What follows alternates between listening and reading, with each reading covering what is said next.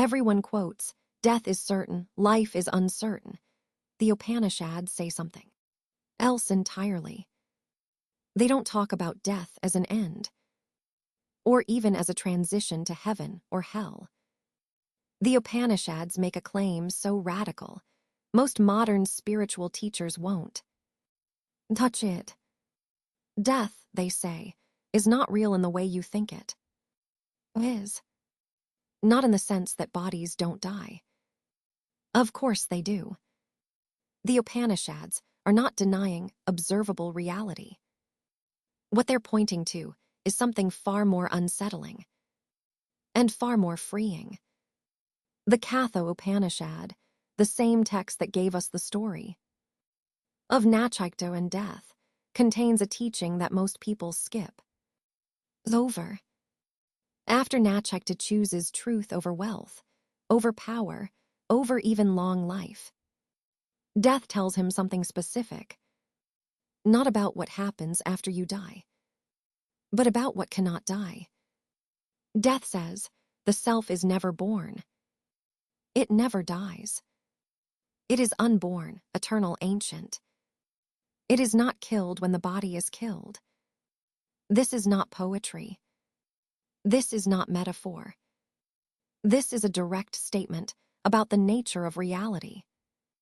The Brihadaranyaka Upanishad, even older, even more direct, contains a conversation that makes this even clearer.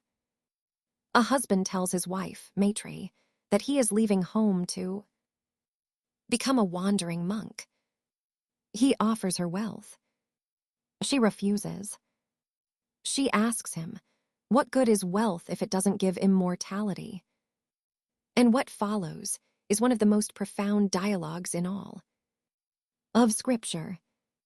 The husband, the sage Yajnavalkya, tells her something that sounds impossible.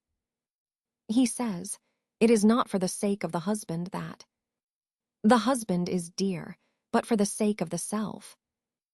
Not for the sake of the wife that the wife is dear, but for the sake of the self.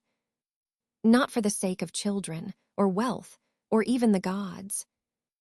Everything is dear for the sake of the self. He is pointing to something that cannot be lost, something that death cannot touch.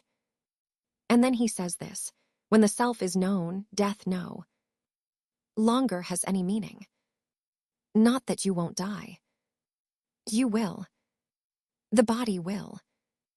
But what you truly are, the self was never born and cannot die. This is not comfort. This is not reassurance. This is a claim about what is real. The Upanishads distinguish between two kinds of knowledge. Lower knowledge, the Vedas, rituals, sciences, everything that can be learned and unlearned. Higher knowledge, that by which the imperishable is known. Death belongs to the lower knowledge. It is a phenomenon within the world of change. The self belongs to higher knowledge. It is the changeless substratum of all experience. Here is what most modern spirituality gets wrong. It treats the Upanishads as self-help, as a way to feel better about death, as a technique for reducing anxiety. The Upanishads are not interested in making you feel better. They are interested in what is true. And they make a claim that cannot be dismissed easily. The claim is this: you are not a person who will die. You are the self, which cannot not exist. Death is a change in form, not an end to existence. The Brihadaranyaka uses a specific analogy. As a lump of salt thrown into water dissolves and becomes one with the water, so does the individual self merge with the universal self. Not annihilation. Absorption. But this is not something to believe. The Upanishads are clear. This must be known directly. Intellectual understanding is not enough. It is like reading a recipe without ever cooking. The knowledge must be lived, realized, seen in direct experience. And for that, the Upanishads prescribe a method. Not prayer, not ritual, not even meditation in the modern sense. Self-inquiry. Asking, what is it in me that does not change? The body changes. Thoughts change. Emotions change. Even the sense of being a separate person changes.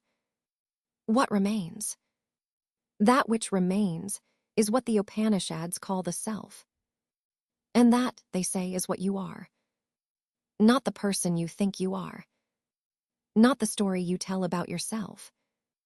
Not even the awareness of being aware. That which is prior to all of it. Death cannot touch that, because it was never born. This is what the Upanishads actually say about death. Not that it is an illusion. Not that it does not happen. But that it is not the end of what you are. And the only way to know this is not through faith. Not through belief. Through inquiry. Through asking the question that Nachikta asked. Through refusing to settle for answers that do not satisfy. Through waiting as he waited. 3 days. Unfed. Unafraid. Until the truth is revealed. Not by someone else, but in your own experience. That is what the Upanishads point to. Not a comforting story about what happens after death, but a direct seeing of what cannot die.